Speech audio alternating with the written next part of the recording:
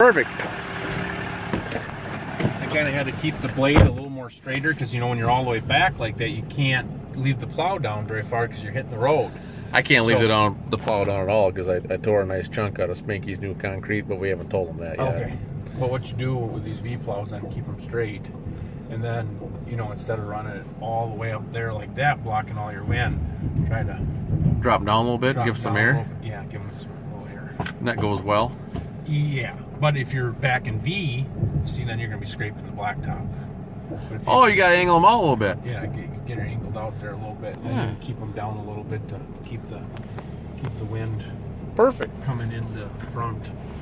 Okay, well, I appreciate you coming in today, spending some time with us, and driving our new Ram. So, as you know, Spanky's put a lot into his new commercial Ram Truck Center. Yes, he has.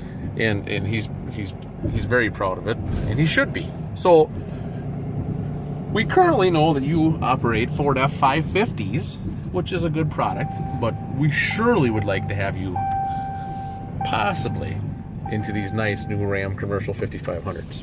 And since it's raining today and you're not going to be doing anything anyway, probably, other than billing or paying bills. Hopefully billing. Okay. I'd like to just let you drive it, see what you think. You betcha. We'll take her out for a spin and see what we can come up with. Maybe if we get lucky, it'll snow like 2 foot. Look at this Dodge here with the big hook ram. Oh, yeah, see? Oh. Iowa. We can reach out to Iowa in time. Should we track him down and see if we can get him to do a demo too? Okay, Spanky, you might have to put your seatbelt on. 460 miles. Well, I've been out demoing it quite a bit, so. What did they all think of them? So far, we've had raving reviews on them. People just can't get over, well, like right now, how quiet it is. Very quiet. So you got a 1.5 ton or a 2-ton option truck with the new commercial. We got a 10-foot Boss V plow, aluminum stainless steel dump contractor body. We got the sander salter spreader on the back. I mean, we're ready to go to work and plow snow, and look how comfortable we are. What more do you need? Heated steering wheel? I can feel it getting warm. Well, I was going to point that out to you. So, because I know you drive around a lot with your window down in the wintertime when I see you plowing, and you're talking on your cell phone, and it's either too hot, too cold. So, one of the upgrade options, heated seat, heated steering wheel, along with a performance package. I know you're charging your cell phone all the time because you're never off of it. Right, the phone. It's like trying to get you to come drive a truck. It's a big deal. Right. I mean, I appreciate you coming today, but I know you've got 1,000 things going through your mind what you could be doing. Something though as simple as this. I mean, honestly, I've got a truck with an outlet in it, and I've got a couple of trucks without them, and that outlet's awesome. I mean, you know, you're looking at buying a $60,000, $70,000, $80,000 truck, but yet a $20 outlet sometimes saves you a lot of stress. Well, yeah, you know, I mean, and it's as strange as it seems, and even like with the heated steering wheel, you know, I got a truck with a heated steering wheel, and I got a couple of trucks without a heated steering wheel, and you know, the truck there again, it seems like such a stupid little option, but yet it can make the difference. At 3 o'clock in the morning when it's 30 below zero and blowing. Well, yeah. And for what Ram's doing and the cost of these options to put, and a lot of times it's not going to be you. It's going to be one of your employees out here. And right. The small things anymore to keep employees happy with the time you spent in training them and educating them and getting them on board and having them understand your operation. I don't think a lot of business owners appreciate that cost. Well, and I truly do think sometimes that helps you, them small details sometimes help you retain the employee too. They're the ones you want to keep, you know what I mean? It is. You know, that maybe they appreciate, you know, hey, yeah, Chad could have bought a little bit more stripped down truck, but, you know, he cares about us and spent a little more extra money and got the heated seat and got the heated steering wheel. And there's no doubt when you're out there and you're plowing snow for 18 hours and it's blowing and it's snowing and it's a stressful job and you're in the truck for 20 some hours, them few extra things, a little bit more comfortable seat, a heated steering wheel, that they can plug their cell phone in, the power windows, the power door locks, because, the old work trucks were plain Jane. just plain Jane. Vinyl seats, vinyl, not a comfortable bench bucket seat, and no power windows, no power locks, and you ask a guy to spend 18 hours in that truck, I'm telling you, it sucks, because there is no comfort whatsoever. The first 3-4 hours ain't bad, but it's the next 12 hours. Right. And obviously when that employee is more happy in that truck, he's doing a better job plowing snow. He's doing a better job taking care of the truck. Yes. He's more meticulous because he's happier. Instead of him being all bent out of shape and why the hell did I get this old beat up truck and this sucks and blah blah blah blah, because I have been down that road for the last 20 years with employees. How come he gets the new skidster? How come he gets the new loader? How come he gets the new trailer? Right. And it's like, well, your time's coming. Your trailer's going to get upgraded. We're going to get those options as they come along. But when your truck was bought, them options weren't available. Right. Right. I mean, and there's the other factor too, that when you got an employee or a customer, even it's a lot about. I think it's about image. Your business is riding on the image of what you are operating. So definitely. if you have beautiful equipment, you have nice equipment. So a couple of the options on like this Ram, the aluminum wheels. The performance upgrade package we just spoke about with the 110 outlet. The USB ports. The heated steering wheel. When that guy's out plowing, or girl, whoever's working for you at 3 o'clock in the morning, and the wife's texting, the kids are sick, I got to go to work, and you know exactly what I'm talking about. You told me you were going to be home at 4. Now it's 6. Well, I didn't know it was going to keep snowing. I didn't know this was going to go on. I didn't know. Small things make a big difference. When you're out there, the image of your business is riding. And I think what you're seeing out of Ram is they're trying to put some of our commercial contractors and everyday work people in a truck that really stands out. I mean, they've done some amazing things, and I'm excited to show it to you and to let you drive it.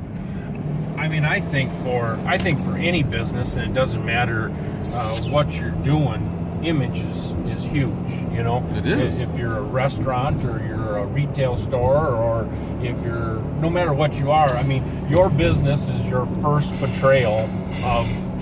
Yep. So when we pull into someone's lot, our truck is our betrayal of our business. So, if we pull in with a old beat up 70 models truck that's all rusted out, and the plow's all rusted, and the salter's hanging off the back, and the box is half down, hey, who did I just hire here? Right. And is this guy going to be here for me at 1 o'clock in the morning like he says he is? And I'm not saying he's not going to be, but it doesn't look good. It doesn't look good. Now, all of a sudden you pull in with a newer truck, and I'm not saying it's got to be brand new, but you pull in with a new truck, yes, and it's in good shape, and your plow's in good shape, and your salter's in good shape, and going, hey, this guy's in the business. He's not just a part-timer.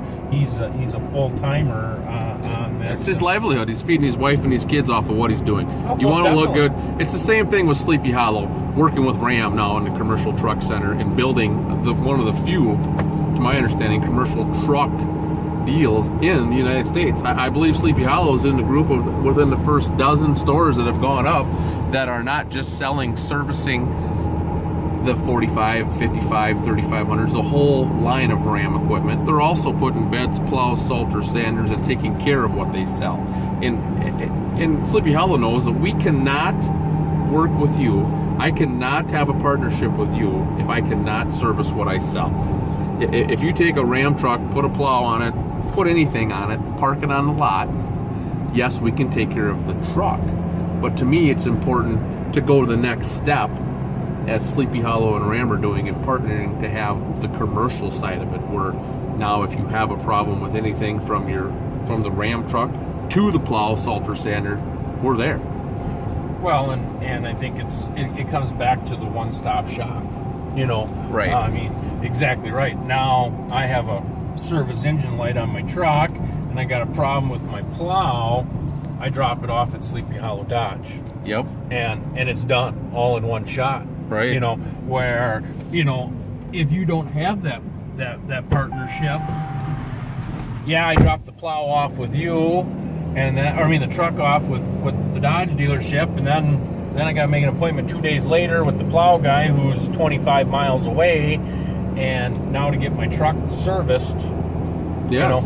you know, it's a week-long ordeal versus a day-long ordeal, you know. And in the snowplow business, and I'm not saying it's not in any business, time is money.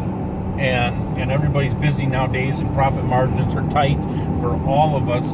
And let's face it, snow removal is a very time-sensitive item. You know, when it snows, you can't say, I'll be there 2 days from now. Right. I mean, it's got to be now. I mean, it's a short window of opportunity to get your work done. And when that truck is down, you know, I had an experience a couple of years ago. I bought a truck, and I called the dealership back. I didn't have no power, and I was out salt sanding when that happened. And I called the dealership, and I said, I got problems. I said, I ain't got no power. And you know, dealership told me, oh yeah, well, we can get you in 2 weeks from now. And I'm like, no. I'm like, he's like, well, I'm sorry, that's the best I can do. And I said, you don't realize, I said, this is the only truck I have a salt sander in, and that's my livelihood. And the service manager told me, yeah, 2 weeks from now.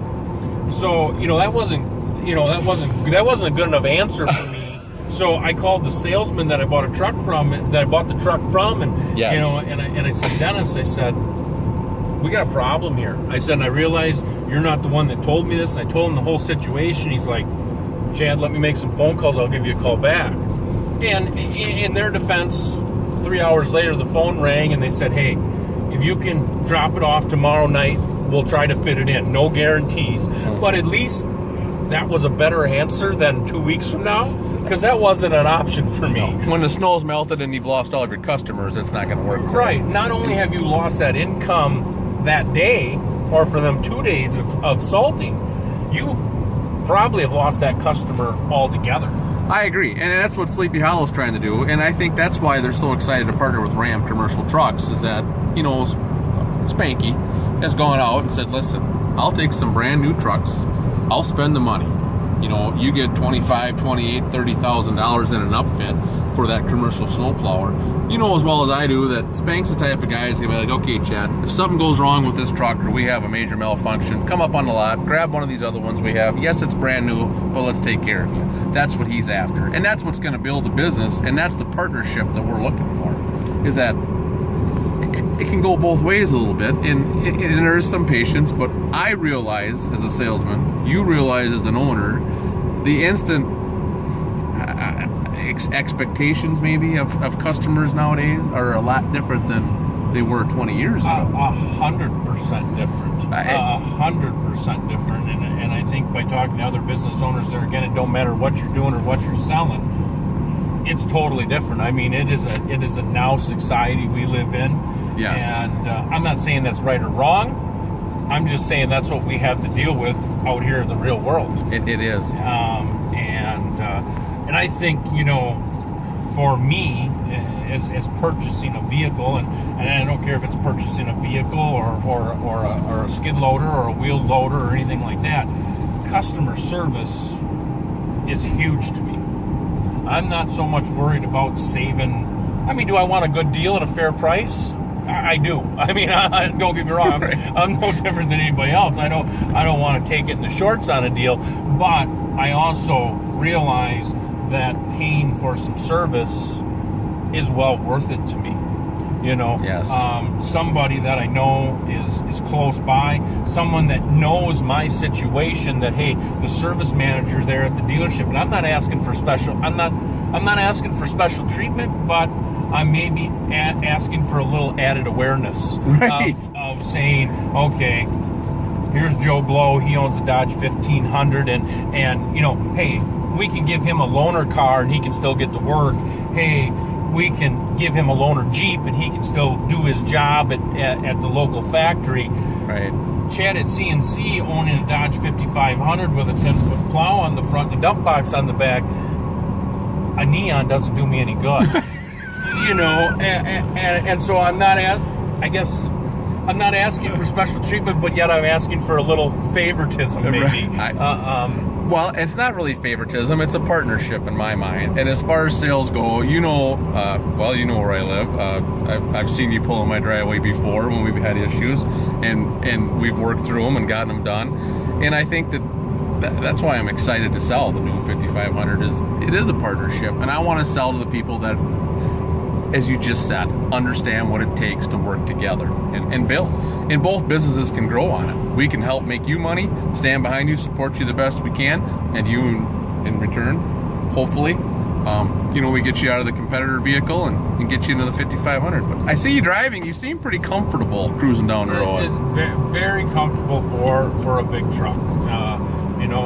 I've never owned anything bigger than a 1 ton in the past, and been very happy with the 1 ton. But for a big truck, something that has an extra 10,000 pounds GVWR, I am truly amazed. I've owned dump trucks before, large dump trucks, right, but never owned this mid-sized truck, and I'm very pleasantly surprised of how it handles and its responsiveness. It's basically like driving a 1 ton pickup down the road, and I've got a much larger plow on the front, a dump box on the back, and a 3-yard salt sander in the back.